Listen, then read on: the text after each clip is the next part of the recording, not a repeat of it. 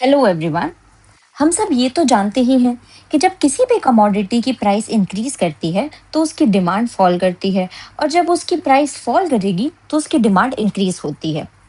But क्या ऐसे कुछ केसेस हैं कि जिसके अंदर ये वाला फिनोमेना हम फॉलो नहीं करते हैं, ये वाली कंडीशन फॉलो फुलफिल नहीं होती है?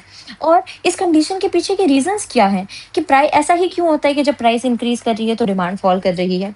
इसके लिए हमें समझना होगा लॉ ऑफ डिमांड। इसको हम जब कंप्लीटली इसके सारे नेटिक्रिटीज के साथ समझ लेंगे तो we will understand all these answer to all these questions.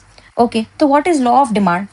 It states the inverse relationship between price and quantity demanded, keeping other factors constant. That is ceteris paribus.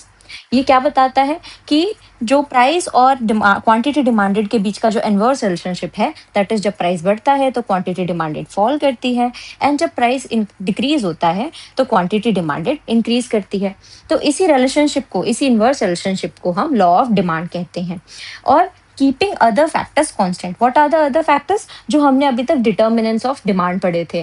That is income of the consumer, complementary goods, substitute goods, taste and preferences of the consumer। ये सारी चीजें हम assume करते हैं कि all of them are constant, तब हमारा law of demand fulfil करता है कि तभी ऐसा होगा कि जब प्राइस बढ़ेगी तो क्वांटिटी डिमांडेड फॉल करेगी। और इस फिनोमेना को, कीपिंग अदर फैक्टर्स कांस्टेंट को, हम लैटिन में सेटेरिस पेरिबस भी कहते हैं।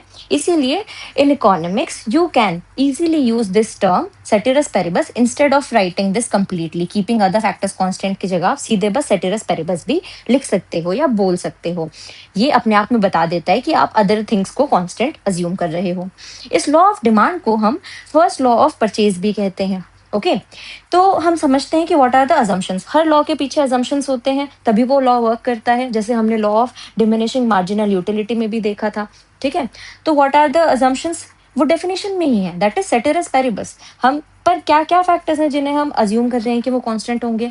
हमारे पांचों determinants, that is price of the substitute goods doesn't change, price of complementary goods remain constant, income of the consumer remains the same, and there is no expectation of change in price in the future, and finally tastes and preferences of the consumers remain the same। ये सारे determinants को हम constant believe करते हैं, तभी हमारा law of demand fulfil होगा। अब डिमांड शेड्यूल में भी इसको बना के देख लेते हैं कि ये सच में बात थी क्या। ये हम पिछली क्लास में सब कुछ बना चुके हैं, तो it is very easy for you to understand. तो जब प्राइस ये है, सब ये बनाना था हमारे केस में, right? Price of banana and quantity demanded of banana. जब प्राइस 5 थी तो I was buying only 1 unit of banana. When price fall to 4 I was buying 2 units of banana। When price further fell to 3, I was buying 3 units of banana। ऐसे ही तो ये क्या show कर रहा था, हमने कल भी देखा था डिमांड शेड्यूल में, that when price falls quantity demanded of a commodity increases। और जब हम इसे ग्राफ पे बना देंगे तो मेरा डिमांड कर्व बन जाएगा। y एक्सिस पे price of banana will be here, and on x axis I will put quantity demanded.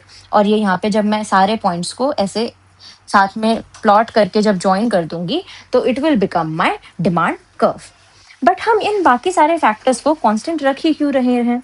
So the reason is the quantity demanded of a commodity depends on many factors beside price of the given commodity. We all know जो पांचों determinants हैं, okay, उन पे if we want to buy or if we want to understand separate influence of one factor, it is necessary that all other factors remain constant। मैंने कल भी बताया था कि इजी कैलकुलेशन के लिए और ताकि हम कोई एक फैक्टर का रिलेशनशिप सेपरेटली अच्छे से समझ सकें, इसीलिए हम बाकी फैक्टर्स को कांस्टेंट अज्यूम करते हैं, ताकि हम कोई तो कंक्लूजन ड्रॉ कर सकें। अगर सारे एक साथ ही चेंज करेंगे तो we won't be able to draw any conclusion. इसीलिए हम बाकी फैक्टर्स को कांस्टेंट रखते हैं ताकि हम एक फैक्टर को अच्छे से समझ सकें, उसका इन्फ्लुएंस डिमांड पर अच्छे से समझ सकें। अब हम देखते हैं important facts about law of demand. Okay, so there is inverse relationship between price and quantity demanded. ये तो हमारे लॉ के डेफिनेशन में ही था कि जब प्राइस इंक्रीज करता है क्वांटिटी डिमांडेड फॉल करेगी, जब प्राइस फॉल करेगा तो quantity demanded will increase. then this relationship between the two is qualitative and not quantitative. What is qualitative? Qualitative means कि हम सिर्फ एक ट्रेंड की तरह से बता रहे हैं कि प्राइस इंक्रीज होगी तो क्वांटिटी डिमांडेड फॉल करेगी, बट हम एग्जैक्ट नंबर्स में नहीं बता रहे हैं कि जब प्राइस 5 रुपीज से इंक्रीज करेगी, जैसे 5 की प्राइस थी वो 10 रुपीज हो गई, तो क्वांटिटी डिमांडेड 50 से 100 हो जाएगी। ऐसे मैं कोई नंबर्स में क्लेम नहीं कर रही हूँ, I am just telling you the trend कि it will increase and price will increase, quantity demanded will fall and vice versa.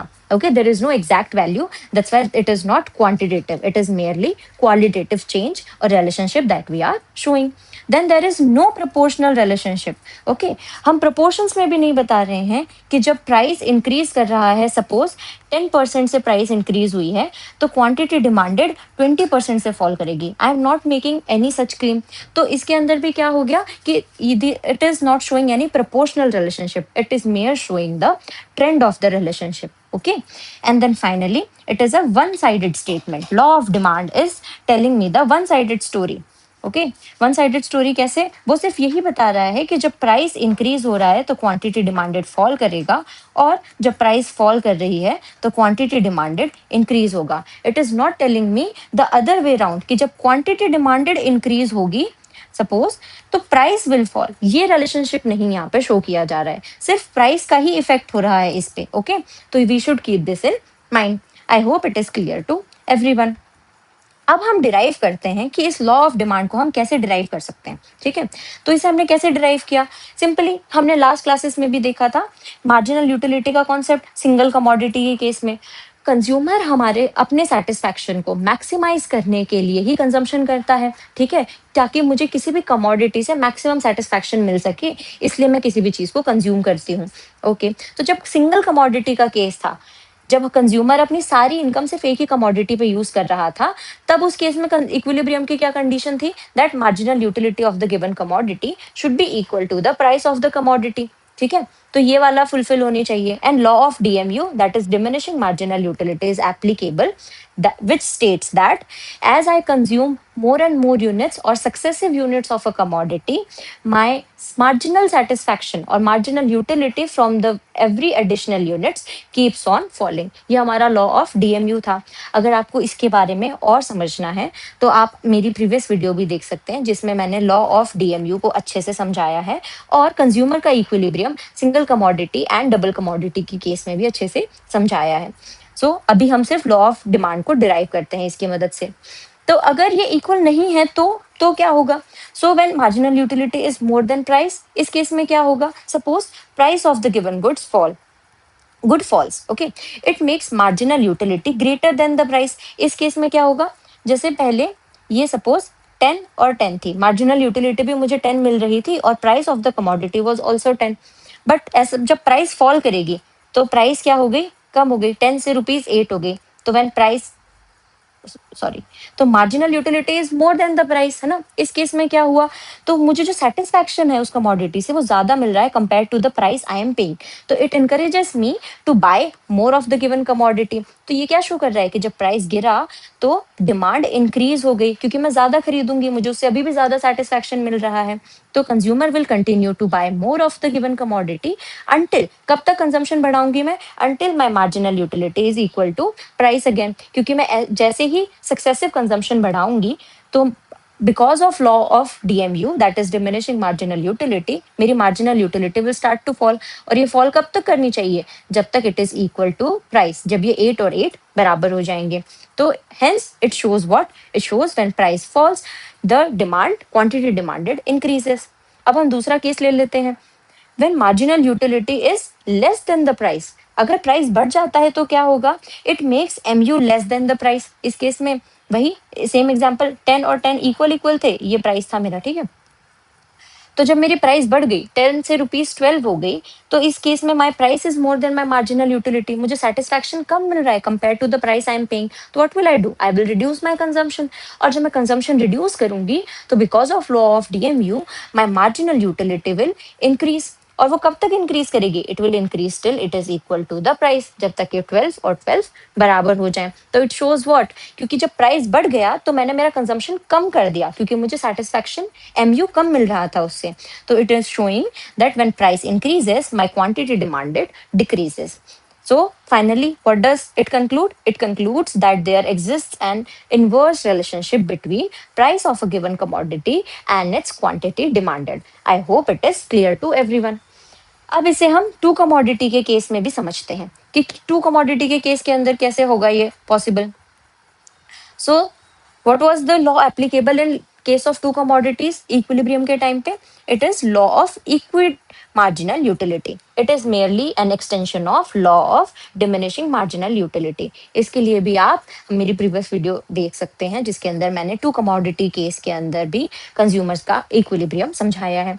तो इसके अंदर क्या होता है, here consumer will attain equilibrium when ratio of marginal utility of the two commodities is equal to their prices ratio and MU falls as consumption increases. ठीक है, तो ये इसको अगर हम मैथमेटिकली लिखें तो ये कैसे लिखा जाएगा, MUX upon PX that is marginal utility of commodity X upon price of X equals to marginal utility of price commodity Y upon price of Y। अगर आपको X और Y कंज्यूम कर रहे हैं, कंफ्यूज कर रहे हैं, तो we can keep it as marginal utility of apple upon price of apple, marginal utility of banana upon price of banana. Okay, तो बट अगर ये फुलफिल नहीं हुई कंडीशन तो क्या होगा, if price of X falls, ठीक है, तो उस केस में क्या होगा, जब price of X falls then my marginal utility of X को जो है बना हमने एप्पल समझा है ना, तो एप्पल की प्राइस फॉल कर गई तो it is comparatively it is giving me more satisfaction compared to its price than banana। ठीक है, जैसे इनका पहले रेशियो ये था 10/5 10/5, एप्पल का रेशियो भी और इनके प्राइस और यूटिलिटी का रेशियो बनाना का भी। Suppose price of X falls, price of X fall होके कहाँ चली गई, अब 3 रुपीज हो गई है, तो पर ये तो सेम था एंड ये सामने वाला 10/5, तो 10/5 को जब मैं डिवाइड करूंगी तो क्या आएगा 2, और 10/3, 3 से 10 को डिवाइड करूंगी तो क्या आएगा 3.33, तो इट इज मोर राइट। अब आपको समझ आएगा कैसे ज्यादा है ये, अब ये ज्यादा बड़ी वैल्यू है, तो इसका मतलब क्या है, मुझे मार्जिनल यूटिलिटी जो एप्पल को कंज्यूम करने से मिल रही है वो बनाना के कंपैरिजन में ज्यादा है, तो I will do what, I will buy more of Apple, right, because consumer is getting more marginal utility per rupee in case of good X, that is my apples, as compared to banana. So I will buy more of apples and less of banana. This shows what, when price of apples fall, I am buying more of, I am demanding more of apples. So consumer will buy more of X. कब तक बढ़ाऊंगी मैं Apple का consumption, till the ratio is equal to marginal utility of banana to the price of banana. Okay, I hope it is clear. अगर इसका opposite हो जाए तो when price of X increases, तब उस केस में क्या होगा, क्योंकि डिनोमिनेटर यहाँ पर बड़ा हो जाएगा तो this value will become smaller और marginal utility of banana will increase. कैसे, ये पहले 10/5 थे इक्वल टू 10/5, अब मैं प्राइस ऑफ X को बढ़ाना चाह रही हूँ, I am making it from 10 to 5 से मैंने इसको कर दिया है 6 और ये 5 ही है अभी भी, तो इसका क्या होगा, वाई बनाना के केस के अंदर क्या आंसर आएगा मेरा 2 रुपीज, 10/5 इज 2 रुपीज, और यहाँ पे क्या आंसर आ जाएगा, इट इज 10/6, तो it will become 1 point something 1.5 something, okay if I am not wrong. तो ये होगी इसकी वैल्यू। तो अब इस केस में क्या होगा, मुझे मार्जिनल यूटिलिटी जो बनाना को कंज्यूम करने से मिल रही है is more compare to the apple, so I will buy more of banana, okay, and I will buy less of apples, क्योंकि अब मेरे लिए वो महंगा हो गया है।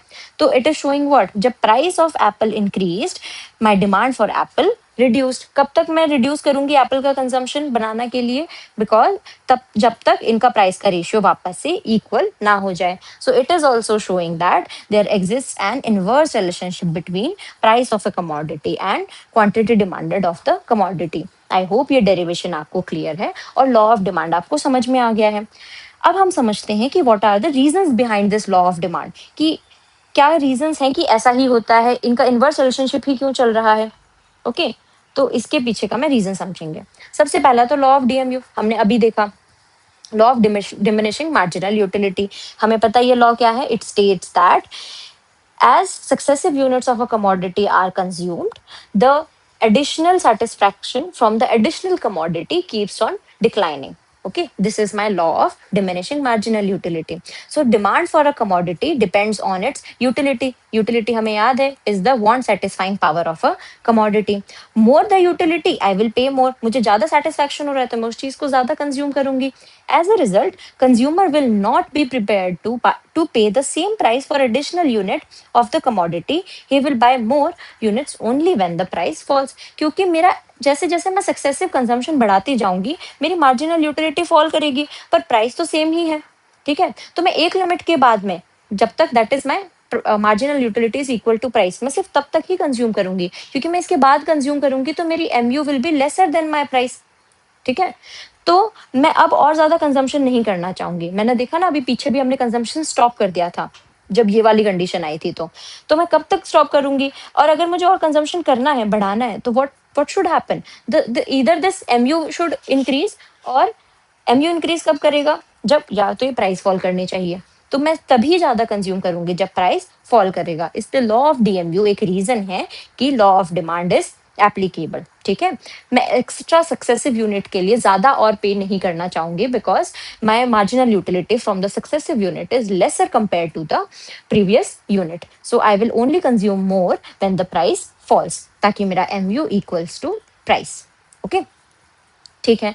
दूसरा रीजन क्या है? दूसरा reason is this substitution effect. Substitution effect क्या होता है? हमने दो तरीके के गुड्स पढ़े थे, complementary goods and substitute goods. Substitute goods are those which can be used in place of another good, जैसे कोक और पेप्सी. ठीक है, कोक और पेप्सी सब्सटीट्यूट गुड्स हैं, सिमिलर सा टेस्ट होता है ऑलमोस्ट. तो जब आपको कोक महंगी हो जाती है तो आप क्या करते हो, आप पेप्सी पे शिफ्ट कर जाते हो.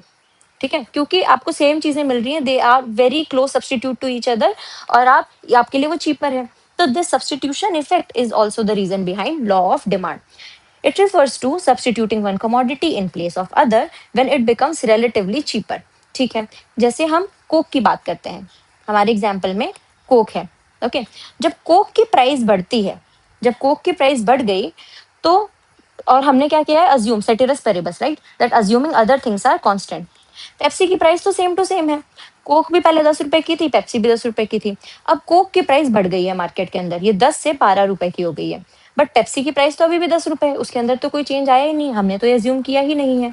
तो इस केस में क्या होगा, मेरे लिए पेप्सी विल बिकम चीपर, तो I will shift to Pepsi.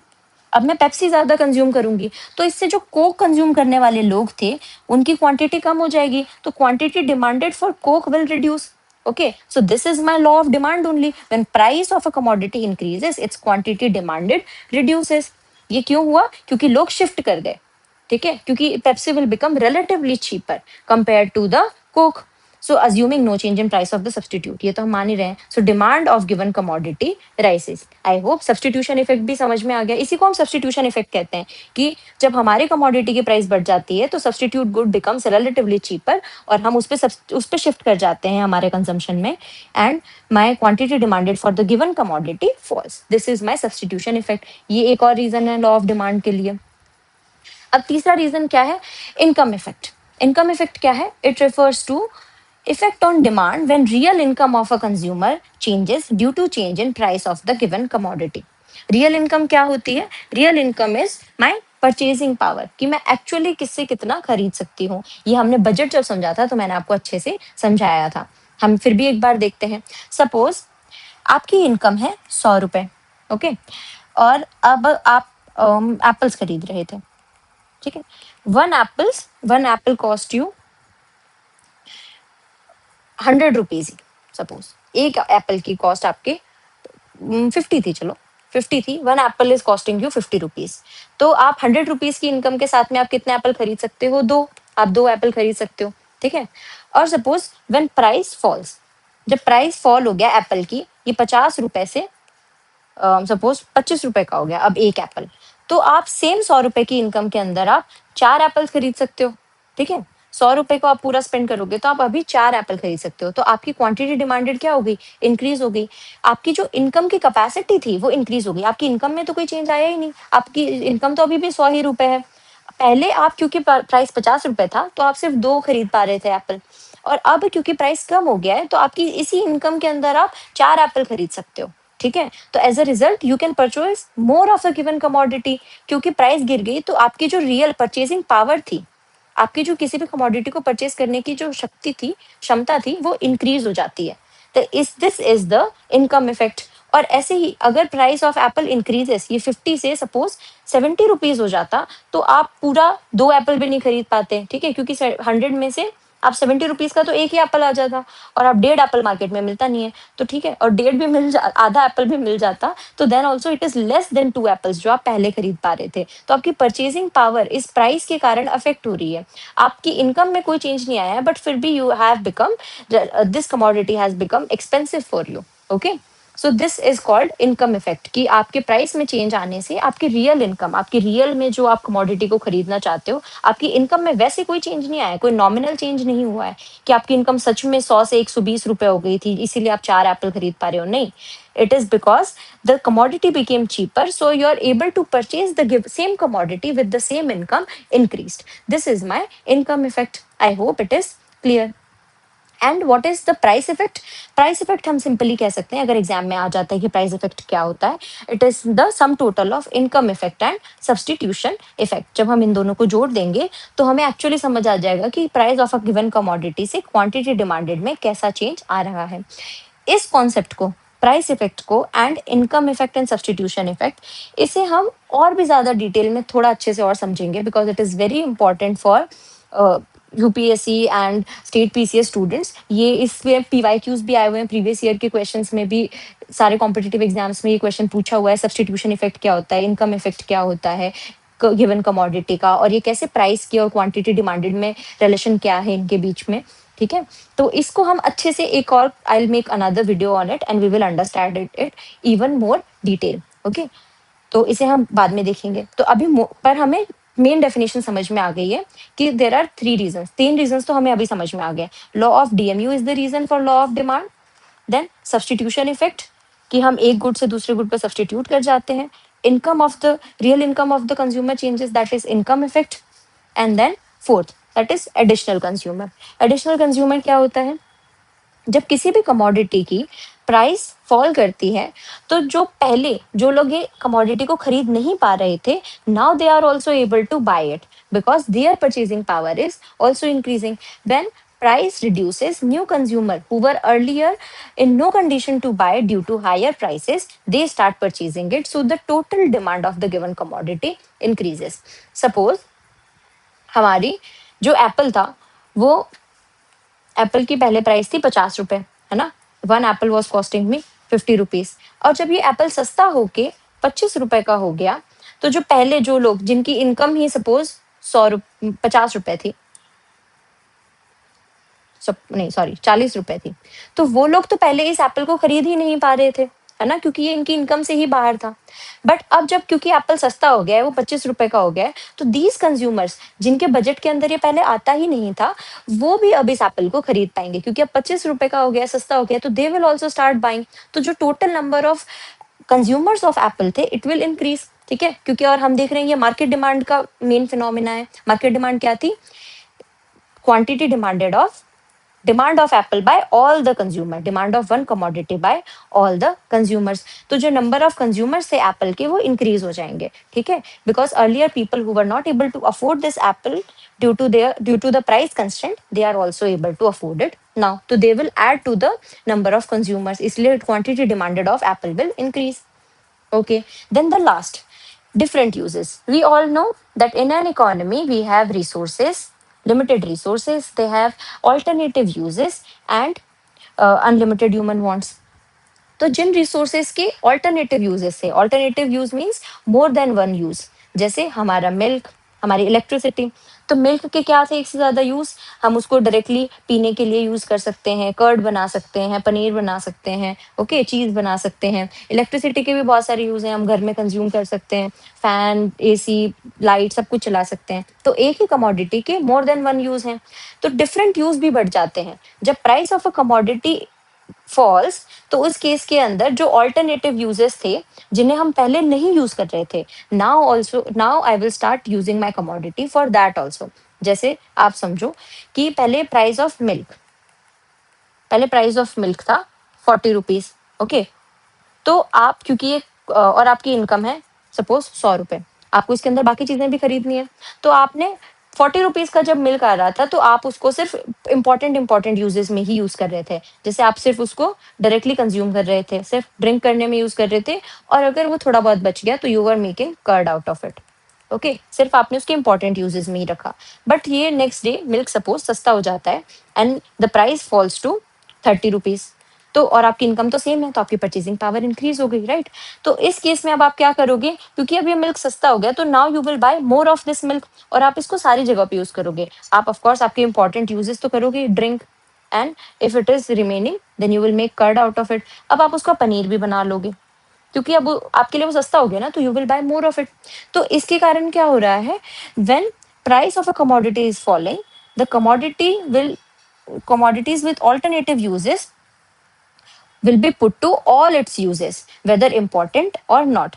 पहले हम जब ये महंगा था तो सिर्फ इंपॉर्टेंट यूजेस में ही उसको यूज कर रहे थे, अब जब ये सस्ता हो गया है तो हम उसको सारी चीजों में यूज कर लेंगे, सारे यूजेस जो है उसके I will use it for. In this case my entire quantity demanded of the commodity will increase. इसमें पहले मैं 1 लीटर ही दूध ले रही थी, now I will bye 1.5 litre of milk, ताकि मैं बाकी सारे यूजेस भी कर सकूं।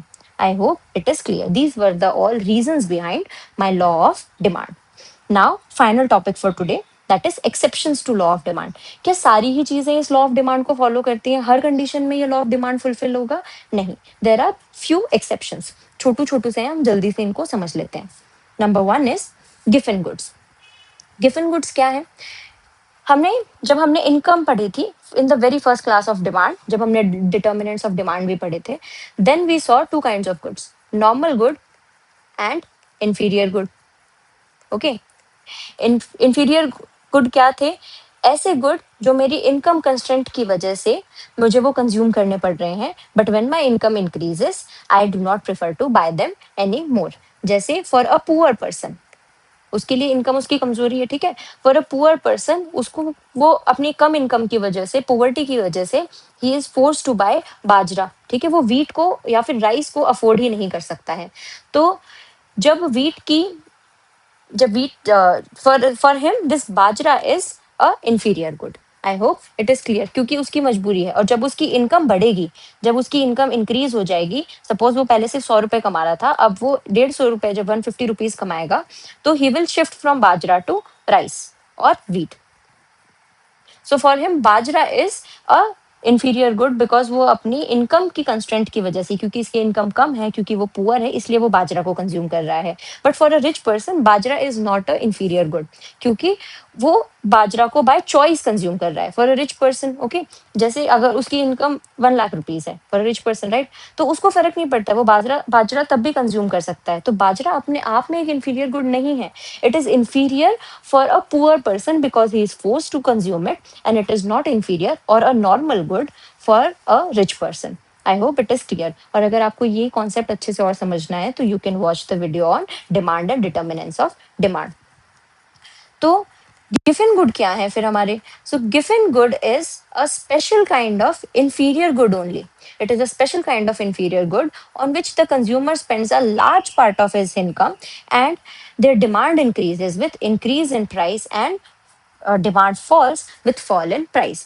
ये special kind of inferior good है, ये है तो इंफीरियर गुड है, बट इनकी जब ये किसी भी कंज्यूमर की इनकम का लार्ज पार्ट अब्सॉर्ब करते हैं। जैसे कोई गरीब इंसान है तो वो अपनी सबसे पहले उसकी जो भी इनकम होगी, सपोज वो दिन के 100 रुपए भी अगर कमाता है, तो उसकी सबसे बड़ी प्रायोरिटी क्या होगी, इसमें से वो अपने खाना सबसे पहले, ठीक है, फूड फूड पे सबसे बड़ा एक्सपेंडिचर होगा, because you need food to survive. Okay, then food, then clothing, then shelter, ये सब चीजें होती हैं। तो फूड उसकी सबसे बड़ी प्रायोरिटी है, तो ये इसकी इनकम का सबसे बड़ा पार्ट होना चाहिए। और उसके साथ में क्या होना चाहिए, and their demand increases with increase in price, and demand falls with falls in price. इसके लिए हम एक केस समझते हैं। Suppose when price of wheat increases, a poor person buys more of wheat as dal becomes even more unaffordable for him with the same level of income। ठीक है, हमारे एक पुअर पर्सन, हमारे कंज्यूमर की जो income है, it is 100 rupees only, ठीक है, इनकम है ये हमारे कंज्यूमर की डेली इनकम, ठीक है, तो आज उनके पास सिर्फ 100 ही रुपए हैं। बट कुछ ऐसा हुआ, अभी 100 रुपए के अंदर वो खरीद पा रहे थे वीट अपने लिए व्हीट फ्लावर खरीद पा रहे थे डेली कंजम्पशन के लिए, और दाल, ठीक है। तो बेसिक, दो बेसिक चीजें खरीद पा रहे थे, सब्जी और रोटी के लिए, ठीक है। अब व्हीट की प्राइस सपोज इंक्रीज हो जाती है, व्हीट की प्राइस मार्केट के अंदर इंक्रीज हो जाती है, बट इसकी इनकम तो बढ़ी नहीं, इनकम तो अभी भी 100 ही रुपए है इस पुअर पर्सन की। तो he will do what, he will buy more of wheat now, वो व्हीट को और भी ज्यादा खरीदेगा। क्यों? क्योंकि अब वो दाल तो अफोर्ड कर ही नहीं सकता है, तो he will buy more of wheat और सिर्फ रोटी से ही काम चला लेगा, क्योंकि ही नीड्स कैलोरीज। तो व्हीट से कंपैरेटिवली उसको ऐसा लगता है कि एक बार पेट तो भर जाएगा, सूखी रोटी खा लेंगे, but dal he will not consume. So wheat in this case is a given good, क्योंकि ये प्राइस बढ़ने के बावजूद भी इसकी डिमांड इंक्रीज हो रही है, क्योंकि ये कंज्यूमर की बेसिक नेसेसिटी है और उसकी इनकम का maximum part it is taking. Okay, so I hope given good clear हो गया है। ये सच में, दिस एग्जिस्ट इन रियलिटी, ये सच में होता है। जैसे 2023 में इंडिया में जब अनियन प्राइसेस इंक्रीज हुए थे, तो उस केस में भी, क्योंकि हमारे हाउस होल्ड्स में, हमारे घरों में हम जनरली अनियन हर सब्जी को बनाने में यूज करते हैं, तो अनियन इज एन इम्पॉर्टेंट।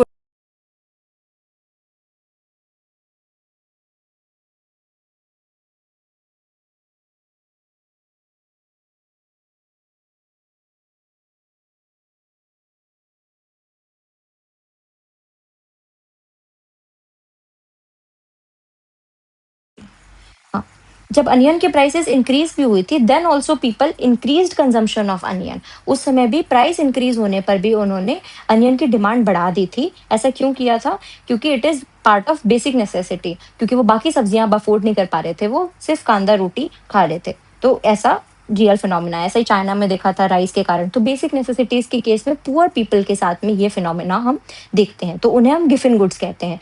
जो आपकी इनकम का मैक्सिमम लार्ज पोर्शन का पार्ट होते हैं, and their demand increases with increase in price. तो ये लॉ ऑफ डिमांड को फॉलो ही नहीं कर रहे हैं, इसीलिए it is exception to my law of demand. ठीक है, लॉ ऑफ डिमांड क्या कहता है? जब प्राइस बढ़ती है तो डिमांड शुड फॉल, बट इनके केस में क्या हो रहा है? जब प्राइस बढ़ रही है तो demand of these commodities are increasing, that's why these are called exception to law of demand. Then second exception is status symbol goods or goods of ostentation. तो स्टेटस सिंबल के गुड क्या होते हैं? जैसे for rich people, diamond, platinum, gold, antique paintings, these are part of their status symbol. उनको उसकी price से मतलब नहीं है, ये जितनी ज्यादा महंगी होंगी वो उतना ही ज्यादा उनका स्टेटस दिखाते हैं कि okay I can afford this. So these good also do not follow law of demand. इनकी भी जितनी प्राइस बढ़ती है, किसी एंटीक पेंटिंग की प्राइस जब बढ़ जाती है तो it becomes more, it is more desirable for a rich person, वो और ज्यादा उसे खरीदना चाहते हैं। ठीक है, तो यहाँ पे भी इनकी प्राइस बढ़ने पे उसकी डिमांड इंक्रीज हो रही है। ठीक है, तो it is also not following law of demand. I hope it is clear. Then what is the another thing? Fear of shortage. Yes, जब हमें ये फील होता है, when the consumers expect shortage in near future, so they will buy more of the commodity even if the current prices increase.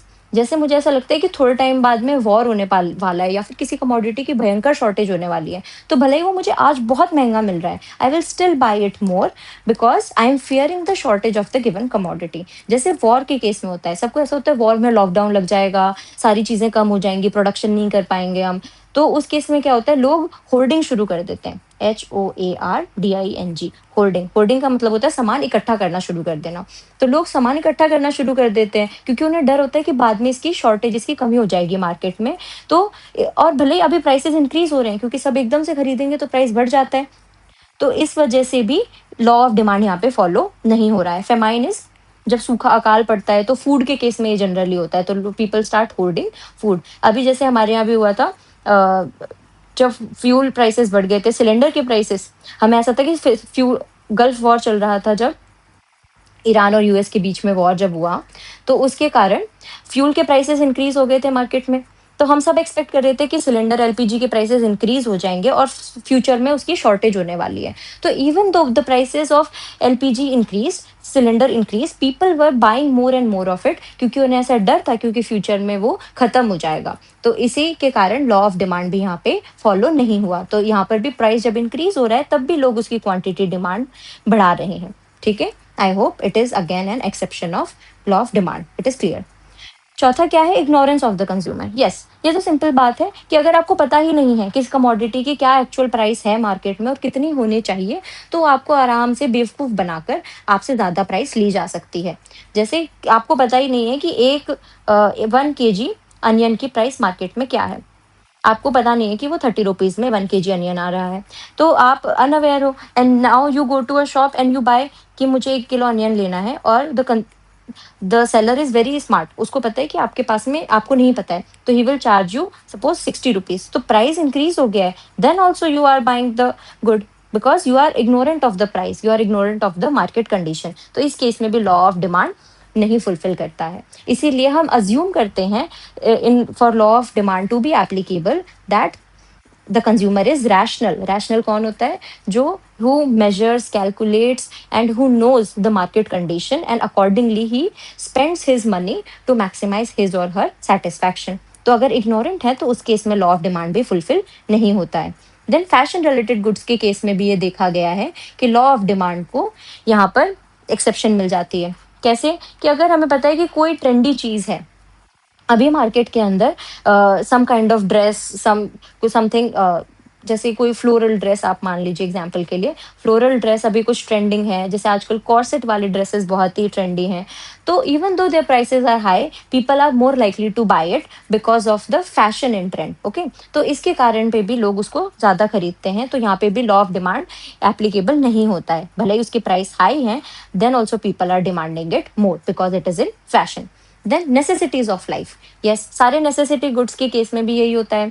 भले ही medicine, medicine is a very important necessity, right?